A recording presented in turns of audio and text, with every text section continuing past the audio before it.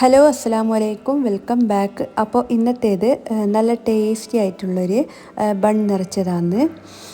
അപ്പോൾ air fryer വാങ്ങിയിട്ട് ഞാൻ ആദ്യമായിട്ട് ഉണ്ടാക്കി നോക്കിയ ബണ്ണിൻ്റെ റെസിപ്പിയായത്. അപ്പോൾ ഉണ്ടാക്കുമ്പോൾ നല്ല പേടിയുണ്ടായിരുന്നു ഇത് പെർഫെക്റ്റ് ആവുമോ എന്നൊക്കെ. അപ്പോൾ കുഴപ്പമില്ല, നന്നായിട്ട് തന്നെ കിട്ടിയിട്ടുണ്ട്. അപ്പോൾ ഇതെങ്ങനെയാണ് ഉണ്ടാക്കുന്നത് നോക്കാം. അതിന് മുന്നേ എൻ്റെ ചാനൽ നിങ്ങൾ ആദ്യമായി കാണുന്നവരാണെങ്കിൽ ചാനൽ നിങ്ങൾക്ക് ഇഷ്ടമാകുന്നുണ്ടെങ്കിൽ പ്ലീസ് ഒന്ന് സബ്സ്ക്രൈബ് ചെയ്ത് സപ്പോർട്ടും കൂടി ചെയ്യണേ. കൂടെ തന്നെ ആ ലൈക്ക് ബട്ടണും കൂടി ഒന്ന് ഇപ്പോൾ ക്ലിക്ക് ചെയ്യണേ. അപ്പോൾ ആദ്യം തന്നെ ഞാനിവിടെ ഒരു 2 കപ്പ് മൈദ എടുത്തിന്. ഇനിയിപ്പോൾ ഇതിലേക്കൊരു മുട്ട പൊട്ടിച്ച് ഒഴിക്കുന്നുണ്ട്. പിന്നെ ഇതിലേക്കൊരു 1/4 ടീസ്പൂണ് ഈസ്റ്റ് ഇട്ട് കൊടുക്കുന്നുണ്ട്.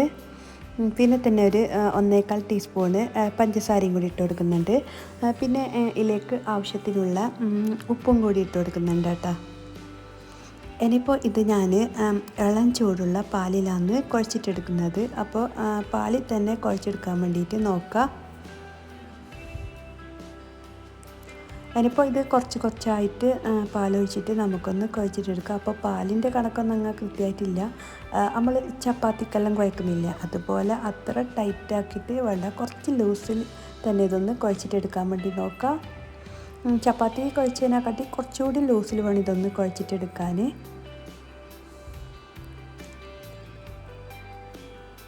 ഇനിയിപ്പോൾ നമുക്കിതൊരു 2 മണിക്കൂറൊന്ന് റെസ്റ്റ് ചെയ്യാൻ വേണ്ടിയിട്ട് മാറ്റി വെക്കാം. അപ്പോൾ 2 മണിക്കൂറെല്ലാം കഴിഞ്ഞ് മാവ് നല്ല തന്നെ പൊങ്ങി വന്നിട്ടുണ്ട്. ഇനിയിപ്പോൾ ഇത് സെയിം ആയിട്ട് ഞാൻ ഒരു 5 ഉരുളകളാക്കുന്നുണ്ട്.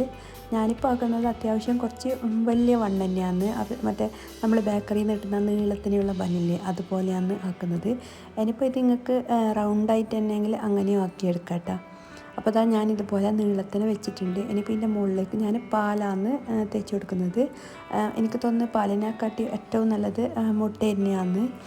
പിന്നെ ഞാൻ ഒരു മുട്ട പൊട്ടിച്ചിട്ട് ഇതിൽ ആക്കിയാൽ പിന്നെ വേസ്റ്റ് ആവുമല്ലോ എന്ന് വിചാരിച്ചിട്ട് പാലാണ് തടയി കൊടുക്കുന്നത്.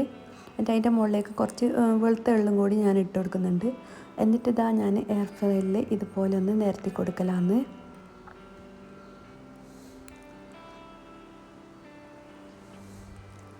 അപ്പോൾ ഇനിയിപ്പോൾ ഇത് ഞാൻ 170 ഡിഗ്രിയിൽ ഒരു 13 മിനിറ്റാണ് ബേക്ക് ചെയ്യാൻ വേണ്ടി വെച്ചിരുന്നത്. അപ്പോൾ എനിക്ക് തോന്നുന്നതെന്ന് വെച്ചാൽ 13 മിനിറ്റ് വേണ്ട, ഒരു 10 മിനിറ്റ് മതി. അപ്പോൾ 10 മിനിറ്റ് ആയി നോക്കുമ്പോൾ തന്നെ നല്ല അടിപൊളിയിൽ പൊങ്ങി വന്നിന്. അപ്പോഴേ തന്നെ പിന്നെ ഞാനിങ്ങ് എടുത്തിന്, പിന്നെ വെക്കാൻ വേണ്ടി നിന്നിട്ടില്ല. 3 മിനിറ്റ് നേരത്തെ ഞാൻ എയർ ഫ്രയറിനിങ്ങ് എടുത്തിന്. അപ്പോൾ നിങ്ങൾ ബേക്ക് ചെയ്യുമ്പോൾ 10 മിനിറ്റ് ബേക്ക് ചെയ്താൽ മതിയാവും 170 ഡിഗ്രിയിൽ.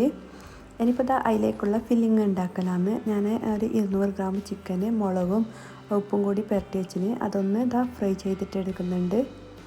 ഇനിയിപ്പോൾ നിങ്ങൾ വേവിച്ചിട്ട് നുള്ളിയിട്ട് കൊടുത്താലും മതി. എനിക്ക് തോന്നുന്നു അതിനെക്കാട്ടി കുറച്ചുകൂടി ടേസ്റ്റ് ഇതുപോലെ ഫ്രൈ ചെയ്തിട്ട് എടുക്കുമ്പോഴാണ്. ഇനിയിപ്പോൾ ഇതിലേക്ക് ഒരു വലിയ ഉള്ളി ചോപ്പ് ചെയ്തിട്ട് ഇട്ട് കൊടുക്കുന്നുണ്ട്. പിന്നെ കൂടെ തന്നെ പച്ചമുളക്, ഇഞ്ചി വെളുത്തുള്ളി പേസ്റ്റ്, പിന്നെ കുറച്ച് കറിവേപ്പിലയും കൂടി ഇട്ട് കൊടുത്തിട്ട് എല്ലാം കൂടി നല്ലോണം ഒന്ന് ഇളക്കിയിട്ടെടുക്കലാണ്. പിന്നെ ചിക്കൻ ഫ്രൈ ചെയ്തതിന് ശേഷം അത് കോരി മാറ്റേണ്ട ആവശ്യമൊന്നുമില്ല, അതിലേക്ക് തന്നെ ഇട്ട് കൊടുത്താൽ മതി ഉള്ളിയല്ലോ. ഇനിയിപ്പോൾ ഇതെല്ലാം കൂടി നല്ലോണം ഒന്ന് വാട്ടിയിട്ടെടുക്കുക.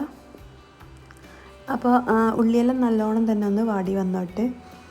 ലോ ഫ്ലെയിമിലിട്ടിട്ട് അടച്ചു വെച്ചാൽ പെട്ടെന്ന് തന്നെ അങ്ങ് വാടിക്കിട്ടും. ഇനിയിപ്പോൾ ഇതിലേക്ക് ഞാൻ മസാല പൗഡറായിട്ട് ഗരം മസാല മാത്രമേ ഇട്ട് കൊടുക്കുന്നുള്ളൂ. അപ്പോൾ ചിക്കന് ഫ്രൈ ചെയ്ത് തന്നെ നല്ല കളറെല്ലാം ഉണ്ടാവുകൊണ്ട് ഞാൻ പിന്നെ വേറെ മുളകൊന്നും ഇട്ട് കൊടുക്കുന്നില്ല. നിങ്ങൾക്ക് വേണമെങ്കിൽ കുറച്ച് കുരുമുളക് പൊടിയെല്ലാം ഇട്ട് കൊടുക്കുക. ഇനിയിപ്പോൾ ഇതിലേക്ക് ഞാൻ കുറച്ച് ടൊമാറ്റോ സോസ് ഒഴിച്ച് കൊടുക്കുന്നുണ്ട്. അപ്പോൾ നമ്മൾ കടയിൽ നിന്നെല്ലാം വാങ്ങുന്ന ബണ്ണിൽ അതിൻ്റെ അതേ ഒരു മസാലയാണ് വരുന്നത്. അപ്പോൾ ടൊമാറ്റോ സോസും കൂടി ഒഴിച്ച് കൊടുത്താൽ നല്ലൊരു ടേസ്റ്റാണ്. എന്നിട്ട് എല്ലാം കൂടി നല്ലോണം ഒന്ന് ലോ ഫ്ലെയിമിൽ തന്നെ വെച്ചിട്ട് നല്ലോണം ഉള്ളിയെല്ലാം ഒന്ന് കുക്കാക്കിയിട്ട് എടുക്കുക. അപ്പോൾ ഉള്ളിയെല്ലാം നല്ല വാടി വന്നിട്ടുണ്ട്, നമ്മുടെ മസാലയുടെ റെഡി ആയിട്ടുണ്ട്.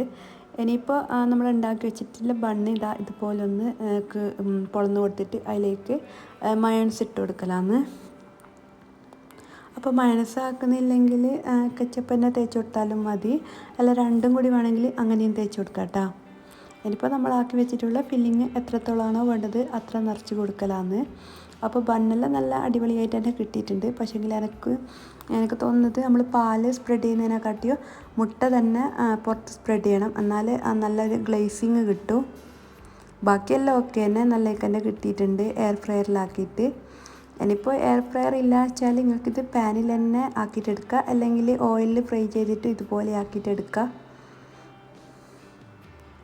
അപ്പോൾ ആദ്യമായിട്ട് ഉണ്ടാക്കിയതിൻ്റെ ഒരു നല്ലൊരു പേടിയെല്ലാം ഉണ്ടായിരുന്നു ബൺ എയർ ഫ്രയറിൽ വെക്കുമ്പോൾ. പക്ഷേ എങ്കിൽ വിചാരിച്ച പോലെ നല്ല പെർഫെക്റ്റ് ആയിട്ട് തന്നെ കിട്ടിയിട്ടുണ്ട്. അപ്പോൾ എല്ലാവരും ട്രൈ ചെയ്ത് നോക്കുക. ട്രൈ ചെയ്ത് നോക്കിയാൽ മാത്രം പോരാ, നിങ്ങളുടെ ഫീഡ്ബാക്ക് കമൻ്റായിട്ട് അറിയിക്കുകയും കൂടി ചെയ്യുക. അപ്പോൾ ഇന്നത്തെ റെസിപ്പി ഇത്രയേ ഉള്ളൂ. വീഡിയോ എല്ലാവർക്കും ഇഷ്ടമായെന്ന് വിചാരിക്കുന്നു. ഇഷ്ടമായ ലൈക്ക് ചെയ്യുക, ഷെയർ ചെയ്യുക, സബ്സ്ക്രൈബ് ചെയ്ത് കാണാത്തവരാണെങ്കിൽ പ്ലീസ് ഒന്ന് സബ്സ്ക്രൈബ് ചെയ്ത് സപ്പോർട്ടും കൂടി ചെയ്യുക. വീണ്ടും നല്ലൊരു വീഡിയോ ആയിട്ട് വരാം. ബൈ.